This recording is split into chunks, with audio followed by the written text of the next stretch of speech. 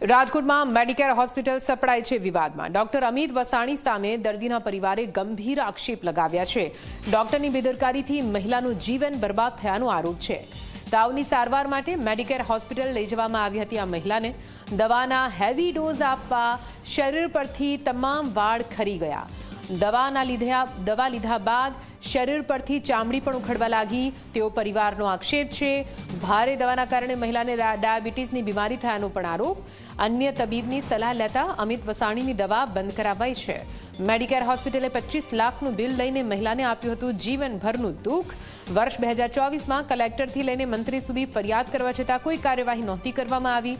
આરોગ્ય મંત્રીને રજૂઆત બાદ ગુજરાત મેડિકલ કાઉન્સિલે વાત સાંભળી। તબીબની બેદરકારી છતાં પણ કાઉન્સિલે માત્ર તબીબને ઠપકો આપ્યો છે। ડોક્ટર અમિત વસાણી સામે કાયદેસરની કાર્યવાહી કરવાની માંગ કરવામાં આવી છે।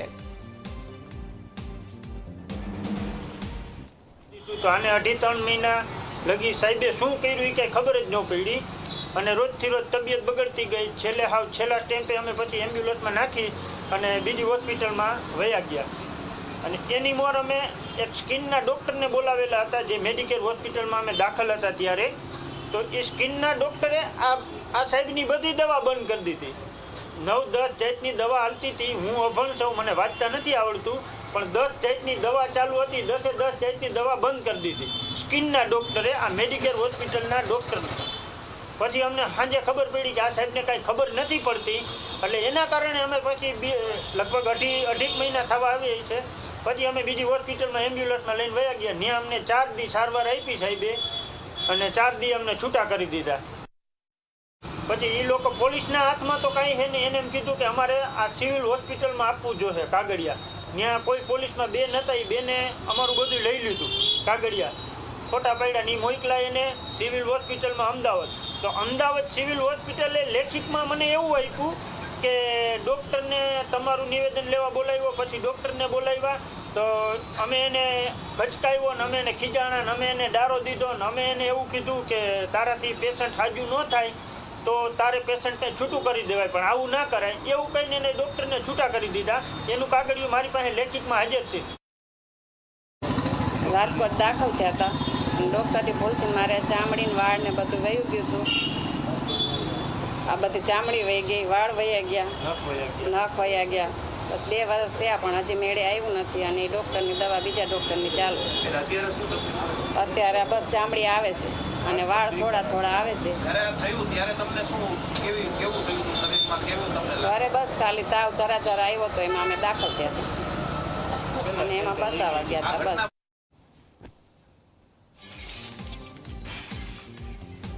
તો આપ જુઓ, દર્દીના આરોપ સામે તબીબ અમિત વસાણીએ જવાબ આપ્યો છે। ડોક્ટર અમિત વસાણીએ પરિવારના તમામ આરોપોને ફગાવ્યા છે। દર્દીના પરિવારે કરેલા 25 લાખના દાવાને પણ ખોટું ગણાવ્યો। સમગ્ર ઘટનાને ભૂલની જગ્યાએ નસીબનું કારણ જણાવ્યું છે। ડોક્ટર અમિત વસાણીએ ચામડીના ડોક્ટર પર ઢોળ્યો છે દોષનો ટોપલો। ચામડીના ડોક્ટરે આપેલી દવાના કારણે અસર થઈ હોવાનું તેમણે કહ્યું। એને ડાયગ્નોસિસ કરેલું હતું કે સીરો નેગેટિવ ઓટોઇમ્યુન હિપેટાઇટિસ। એ દરમિયાન એના માટે જે દવા ચાલુ કરી હતી એનાથી એને રિએક્શન આવ્યું હતું અને એ રિએક્શનની સારવાર કરી હતી। એ ગેસ્ટ્રોફિઝિશિયને કરે છે। બિલ એક્ઝેક્ટ મારે જોવું પડે, મને હવે અત્યારે યાદ નથી। ના 100% એટલું બિલ નથી। પરિવારના એવા આરોપ છે કે 2.5 મહિના સુધી મેડિકેર હોસ્પિટલમાં એડમિટ રહ્યા હતા। હકીકત શું છે? કેટલા ટોટલ પેશન્ટ પહેલી વાર 5 દિવસ, પછી વચ્ચે 1-1.25 મહિના સુધી પેશન્ટ અમારે ત્યાં હતું જ નહીં।